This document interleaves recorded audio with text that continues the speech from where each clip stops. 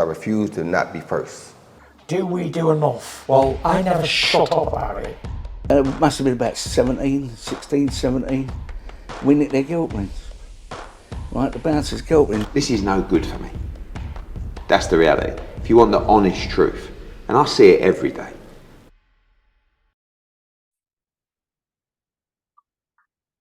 This is Mohammed for IFL TV, proudly sponsored by Everlast. I guess the question on everyone's minds in the sporting world at the moment, Gareth, is has there been any update on FURY-USYK? As far as I know, there hasn't. Have you heard anything? Well, apart from Frank Warren tweeting after Arsenal went top of the table, that's even bigger news to follow. And the fact that behind the scenes, no news in a sense is good news. It means they've all gone quiet. Lends itself, or maybe points to the fact that they are finally getting this fight over the line. It is the 11th hour now. England and Ukraine fight. They play at football, play each other at Wembley Stadium. Yeah. Yeah, at Wembley. Yeah. This weekend. So that's a big opportunity to maybe get the two men on the pitch together. They might have talked about that. They could be there at half time if that's viable. But all the soundings from behind the scenes are that it is getting very close to finalisation, i.e. that both men have put pen to paper, and that we are going to get the official announcement. The tickets on sale.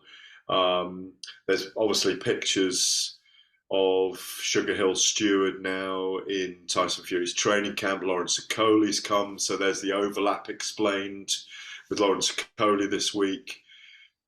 Wouldn't surprise me to see Tyson Fury at Manchester, at the Manchester Arena on Saturday night, maybe giving it the big one.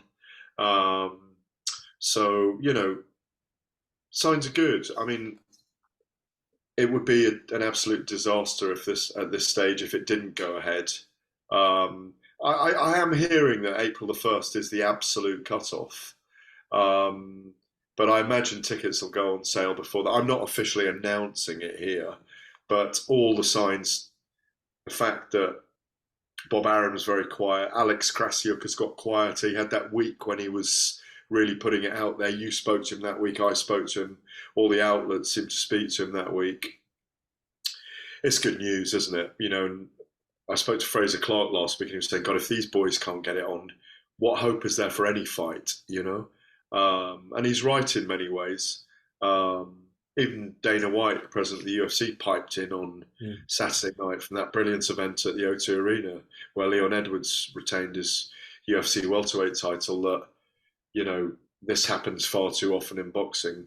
He couldn't believe it wasn't signed. So, fingers crossed, toes crossed that we'll get an announcement. I haven't been teed up yet as to whether there's a press conference this week. Who knows? Maybe they do it next week. I think maybe they do it next week to kind of spite Eddie Hearn and Anthony Joshua in his fight week with Jermaine Franklin.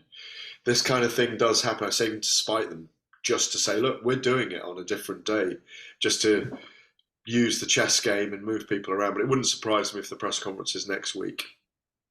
Let's talk about Joshua Franklin. I guess a lot of the noise around that fight has been around the ticket sales, or if you like, at the moment, currently as we speak, lack of ticket sales for that fight. Have you seen much about that, Gareth? And what do you make of the ticket sales so far for that? Yeah, I remember looking. I haven't looked for a couple of weeks, if I'm honest, but then there were many tickets left for it. I think it was only about 20% sold out, maybe even just 15%. That was maybe 2 or 3 weeks back.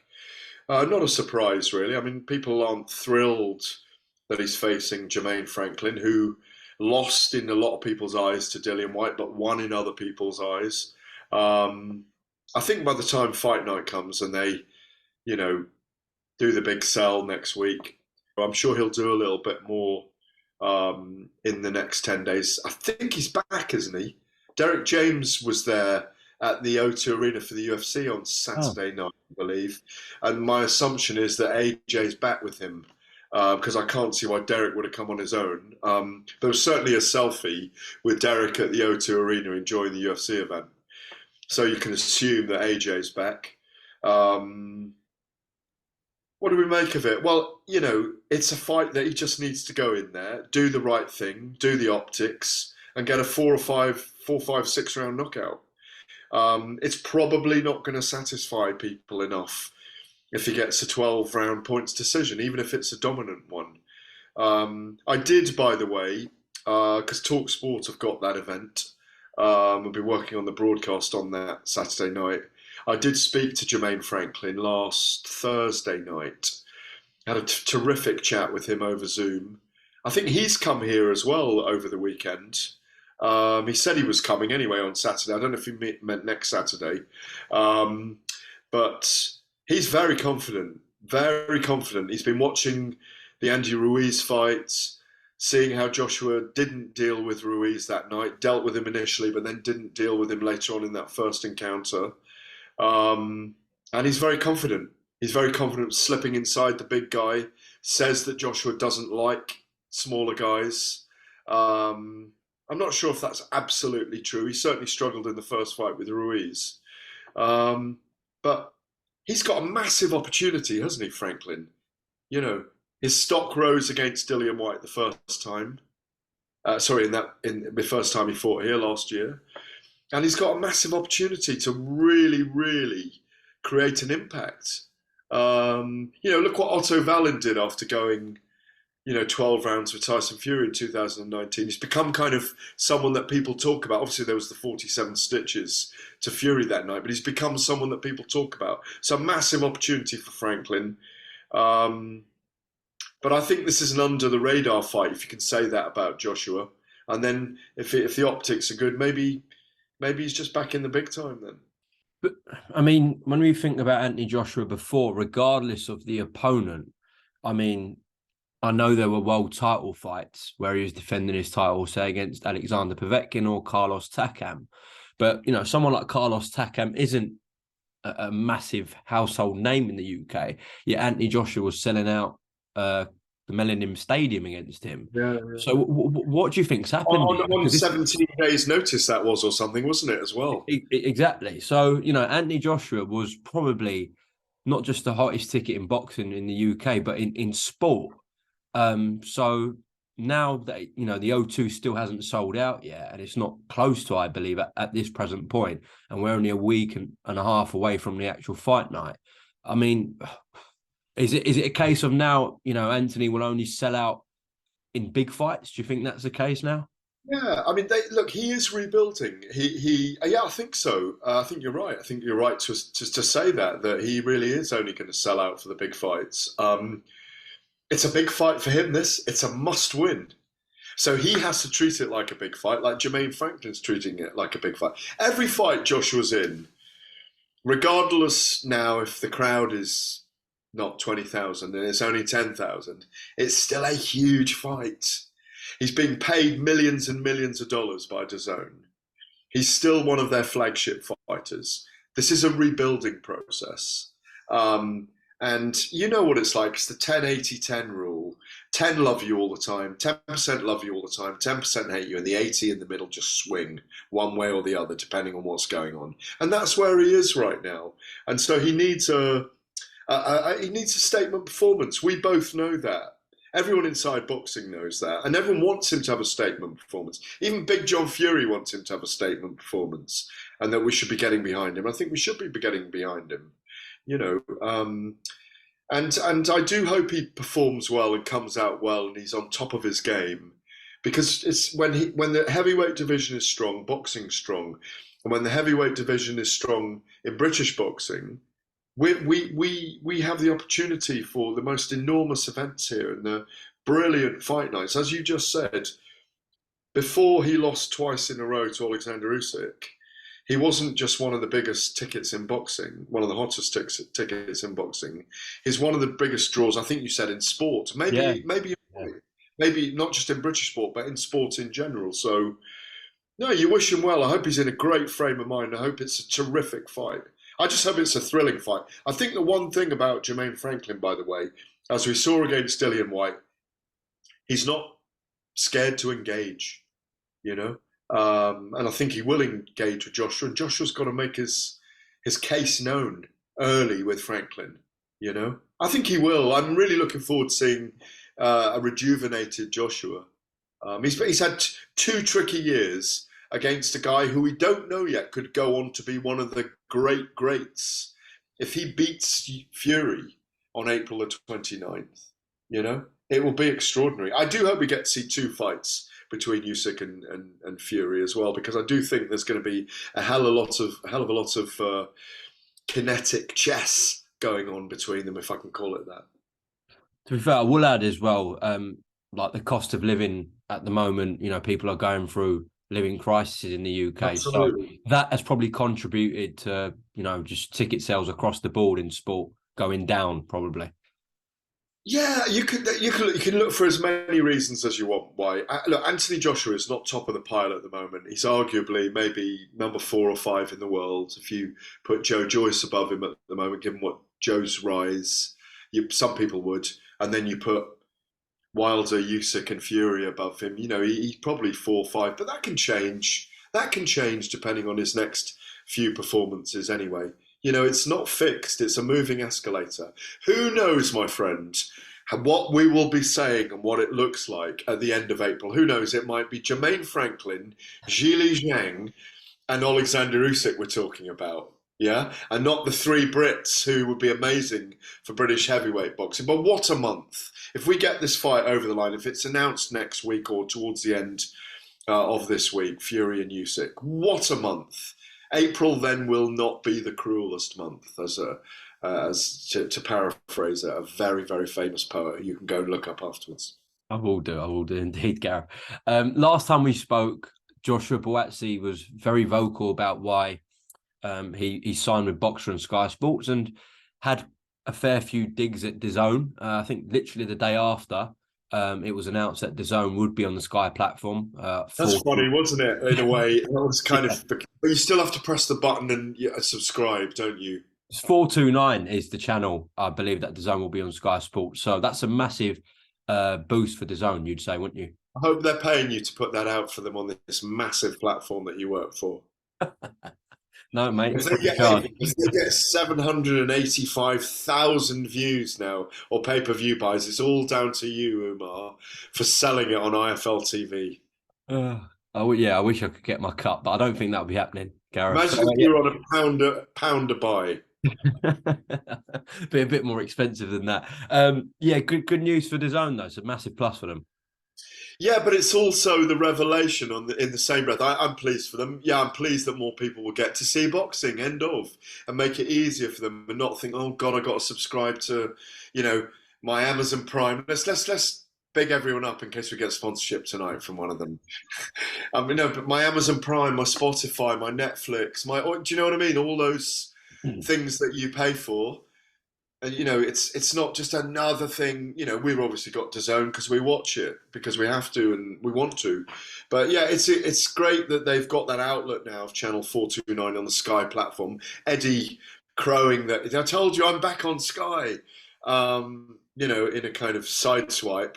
But the funny thing is, they were never going to use a linear channel, if you like. But they've realised that maybe they've got to, because we're not in a completely digital world yet. So in that respect, good luck to them. Good luck to them. They're looking at all options, like they are with Misfits, like they are with so many things. And, you know, they've got to use kind of broadcasting guerrilla warfare to survive and thrive. Talking about Eddie Hearn, he's actually going to be on TalkSport tomorrow morning, going head-to-head with Simon Jordan. What are you expecting from that one? Oh, split draw. I mean, Simon Jordan's going to bang away at him. Eddie's going to reply. They're going to be best mates after they've been in there an hour. You know, it'll be a little bit of fun. You know, it's not like you don't ever get the chance to ask Eddie whatever you want to ask him. He's brilliant in that respect. You know, it's like when we're with him, you can ask him whatever you want. It's like, yeah. He's not hiding from anything. He's not going to say anything different about Conor Benn than what he said before. You know, but it's interesting. Like you say, it is interesting that Eddie's going into TalkSport to do that show. You know, kind of kind of noise pressure on him from Simon Jordan and Jim White. It's a terrific show anyway. I go on it sometimes. It's a terrific show. It's great that they have an interest in boxing. I'm really pleased about that. The coverage on the entire station is fantastic now. I say we've got the Anthony Joshua Jermaine Franklin fight, which we're really pleased to be broadcasting. I think we've got the Joe Joyce and Zhili Zhang, and we have had the run of Fury fights, so hopefully we'll have that. What an April for all of us anyway. So yeah, looking forward to that hour with those two tomorrow, but split draw by the end of the hour, I think. I'm sure a lot of the conversation tomorrow morning will be about Conor Benn. We've seen Kell Brook's nutritionist, Greg Marriott, put up a few Instagram stories. Him, Dominic Ingle and Kell have flown away today to start training camp, and they tagged Conor Benn in their post when they were at the airport. So from what they're putting out, it looks like Brook Benn might happen. Your thoughts on that fight? Yeah, well, we don't have a resolution yet, and this will happen with Simon Jordan and Eddie Hearn tomorrow. I imagine they'll talk about this. We don't have a resolution for Conor Benn in this country yet. So if that fight is about to take place soon and he's already in camp, Kell Brook, for that fight, then they've got to license Conor Benn outside the UK. I hope not. I hope we still get this case with the British Boxing Board of Control. Let's see. But it looks like there won't be time if that fight is to be made. I haven't heard that fight is made. If it is, it's a good fight. I think there was talk of when Kell fought Amir. Was there talk about that fight happening then, or was it? No, it was actually more about, even though Khan lost, there was actually more talk about Khan and Benn a few weeks after that. That's right, Khan and Benn. That's right. Yeah. But Kell's at the very. I mean, I wrote his retirement piece with him. He rang me when he retired in. So he fought Khan in February, March, April. I think it would have been early May. He got in contact with me and said, "I'd like to do a piece about me retiring." I think I remember doing that. But I even remember thinking then while I was doing it, I bet Kell has one more. And it's good for him because all that stuff that came out that affected him, he didn't need to apologise to anyone when he did. He hadn't done anything wrong. It just, he'd done something that so many people have done, recreationally and, et cetera, et cetera. Obviously, it's not good to do those things, but you don't need to apologise to anyone, and certainly not in the public. But I'm glad he's back, and I saw a couple of interviews with him last week. I'm close to Cal. I know him well, covered his career in detail. He's a terrific guy, and it's good to see him back in training. Dom Ingle sent me a message way back and said, yeah, he's coming back into the gym to train. It'll give him something to really focus his mind on. Conor Benn's a tough fight for him at this stage in Cal's career. I don't agree with our pal Ebony Bridges that he schools him. I think it's a very tough fight. Conor Benn's got a lot to prove. I'm just assuming now that the things that are hanging over Conor Benn are sorted out. But yeah, it's a fight we're going to watch. I'd rather see him fight Kell Brook than I would Manny Pacquiao, I think. It's more meaningful for us, It's an old warhorse against the young upstart, isn't it, But we've still got this thing hanging over him. Maybe it'll always hang over him. We don't know. Elliot Wursel, Boxing News, posed a couple of really good questions last week, and I was on their panel answering it. It's like, do you feel differently writing about someone when they've tested positive for performance-enhancing drugs? It's a really interesting question because you definitely have to forgive at some point, but do you actually forget? It's a difficult one because there are so many fighters we've covered and do cover who have tested positive for something in their career. Saul Canelo Alvarez and John Ryder fighting on May the 6th in Mexico, in Mexico, in Guadalajara.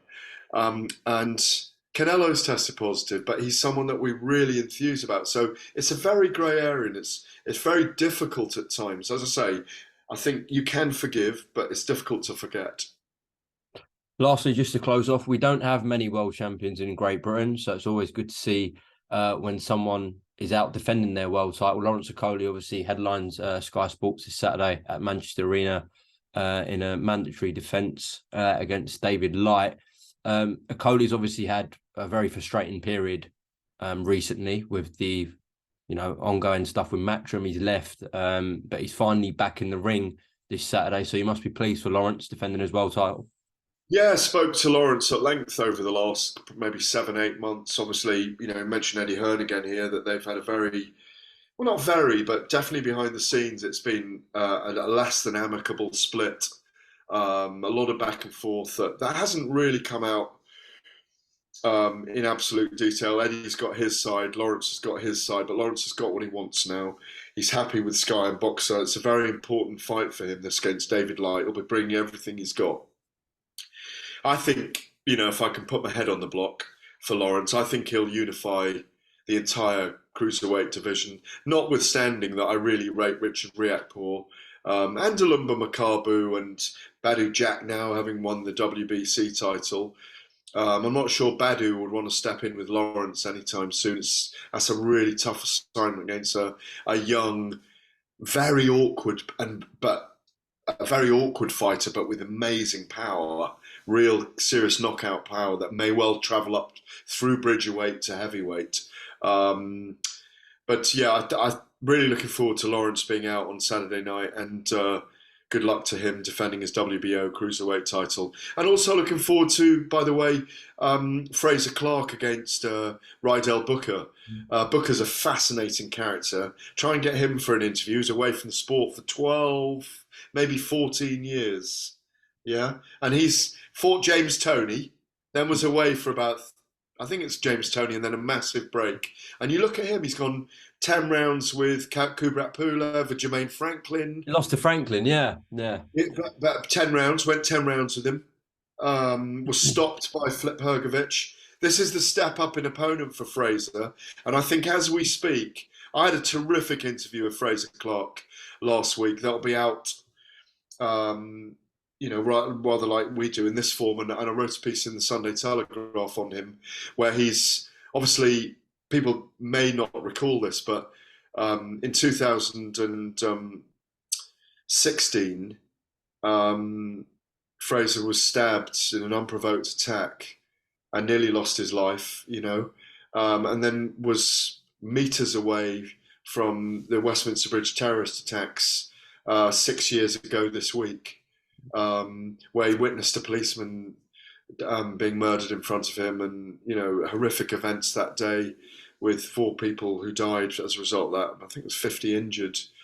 So Fraser's had a very interesting, and as he said to me, I feel lucky to be alive, and I think we should get behind Fraser, because he's in that line of Anthony Joshua, Joe Joyce, Fraser Clarke, that Olympic and Commonwealth Games lineage, if you like, Commonwealth gold medalist, Olympic bronze medalist, and just get behind him, because it's only his 6th fight, and he's had a lot of flack so far for his performances and who he's faced, like the guy that wanted tickets and stepped in and fought. And I think he's got a lot going for him, Fraser. So I'm looking forward to him fighting as well. That's from Sky Sports this Saturday night. Gareth, thank you very much for your time, and we'll speak soon, hopefully. Take care.